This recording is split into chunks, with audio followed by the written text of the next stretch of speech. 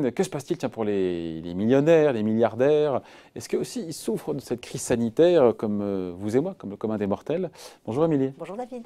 Alors, dans quelle mesure justement les ultra-riches ont été impactés par le Covid? On veut savoir. Alors, certains s'en sont mieux sortis que d'autres et je ne pèse pas mes mots, David. Je ne sais pas si vous avez vu passer ce classement du média américain Business Insider. Ça paraît dingue, ça paraît cynique, mais 8 milliardaires ont profité de cette crise pour amasser des millions de dollars, voire même des milliards. Bon, j'imagine qu'on va parler de Jeff Bezos. Évidemment, évidemment.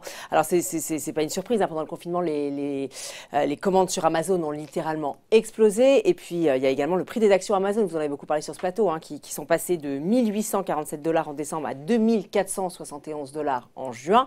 Du coup, depuis janvier, Jeff Bezos, il a tenez-vous bien, gagné 31 milliards de dollars. Donc, pendant la pandémie, c'est une hausse de ses revenus de plus de 27%. Mais qu'est-ce qu'on aurait fait, Émilie, sans Amazon? Je ne veux pas dire. Oh, c'est pas le seul non plus. Il y a d'autres aussi, d'autres patrons. Le patron il y a l'Amazon chinois, justement. Pinduoduo. Exactement. Alors, il s'appelle Colin Huang, son patron. Lui aussi, bien sûr, a profité de la crise. Alors, il a engrangé 14 milliards de dollars, soit une hausse de 71% de ses revenus. Vous avez également Elon Musk, le patron de Tesla, qui lui a gagné 12,8 milliards de dollars pendant la pandémie, soit une hausse de 46% de sa fortune. Et puis, vous avez également l'ex-femme, voilà, la seule femme de ce classement, l'ex-femme de Jeff Bezos, Mackenzie, qui, elle, a eu le nez creux, on va dire, en divorçant à temps, un bon moment, puisqu'elle a récupéré 25% des parts de son ex. Et du coup, elle a engrangé presque 11 milliards de dollars sans rien faire, juste en divorçant. Vous avez également Mark Zuckerberg, le patron de Facebook, qui a gagné 9,7 milliards de dollars, ou encore Eric Yuan, le patron de Zoom, qui a énormément profité de la pandémie, comme on le sait, et qui, lui, a gagné 5 milliards de dollars. Alors, je ne vais pas tous vous les citer, toutes ces sommes donnent le tournis. Ce qui est sûr, c'est que la crise a été pour eux une véritable aubaine. Bon, là, on parle essentiellement des patrons les plus emblématiques, les plus connus, les plus riches aussi.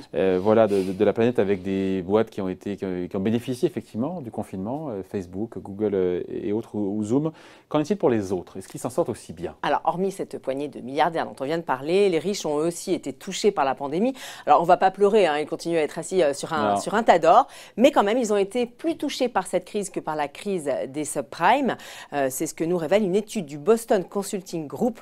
À cause du Covid, le patrimoine des plus riches devrait diminuer prochainement de 16 000 milliards de dollars.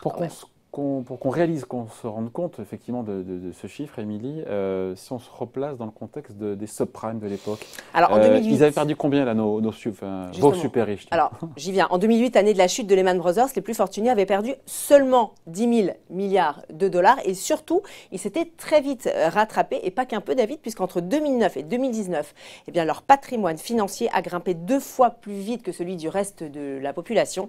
Et en 2019, ce patrimoine, il a même gonflé de quasiment 10%. Ouais, sauf qu'après, il y a le Covid. Voilà, ça un peu mis un arrêt brutal, un ralentissement brutal, mais même si j'insiste, on ne va pas pleurer dans les chaumières. En fait, ce qu'on constate, c'est que les plus fortunés sont directement impactés parce qu'ils sont plus exposés au marché actions et donc à leur volatilité.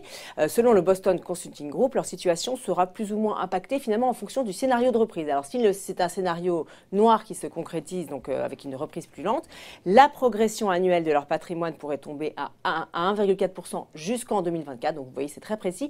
En revanche, si le rebond économique est plus rapide que prévu, là, ce devrait être assez indolore pour eux, puisque leur fortune pourrait continuer de croître de l'ordre de 4,5% par an. Donc si je vous suis, on finit là-dessus, Émilie, les riches vont continuer à s'enrichir, mais peut-être un petit peu moins que lors de la dernière crise, dernière décennie, on va dire, faite d'exubérance, pour reprendre le terme. Les riches vont continuer à s'enrichir malgré la crise économique qui s'annonce, et malgré ce coup de frein, l'écart entre les riches et les plus pauvres devrait continuer à se creuser. Je vous rappelle, David, que sur les 20 dernières années, le nombre de milliardaires a triplé. Il est passé de 8 à 24 millions. Le nombre de milliardaires, lui, a été quasiment multiplié par 10 en 25 ans. Donc si on fait le calcul, ça fait 2095 milliardaires dans le monde qui détiennent 8 000 milliards de dollars, et donc qui détiennent plus de la moitié de la richesse mondiale. Voilà, les milliardaires qui ne connaissent pas la crise. Étude Boston Consulting Group, évidemment, à retrouver pour celles et ceux qui veulent rentrer un peu dans le... Mal de vivre, tristesse. Mal de vivre, tristesse. Mal de vivre, tristesse. Mal de vivre, de vivre qui nous anime au fin fond des abîmes. C'est le vice qui nous abîme pour des yébis trop tapines. Tu sens la rage dans la cabine, pas besoin de carabine. Quand tu vois toute la famine qui réside en Afrique, puis les villages pour pouvoir prendre tout leur fric. Bloqué au péage, tu te vois même plus dans le trafic. Dans le paysage où demeurent les plus belles escroqueries, orchestrées par l'État qui contrôle ta vie. Choisis le virage, il mène tout droit à la zombie. Des fils de lâche qui s'entraident que entre chéris.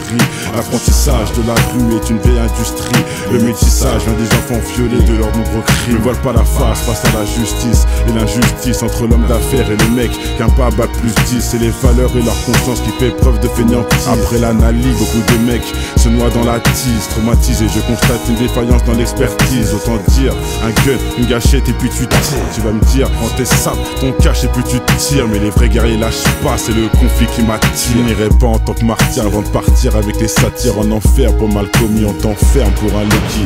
Comment faire pour sortir cet enfer où les plus chanceux ressentent enferme avec une femme au fer. Le chagrin se noie dans un verre, les pompiers sont à la messe. Les cœurs pistés font leur rôle et d'autres se prennent pour Jack Mesh. Ça l'homme contre soi-même, c'est la triste réalité. Les valeurs sont bafouées pour la crédibilité. Ils font des suivre leurs lois mais je suis pas habilité. Trop de faits sur la nature qui blesse l'humanité.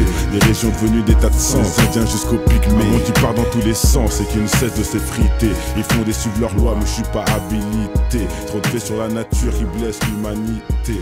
Les régions devenues des tas de sens, indiens jusqu'au pygmée. Un monde qui part dans tous les sens et qui ne cesse de s'effriter. Le vase est inondé.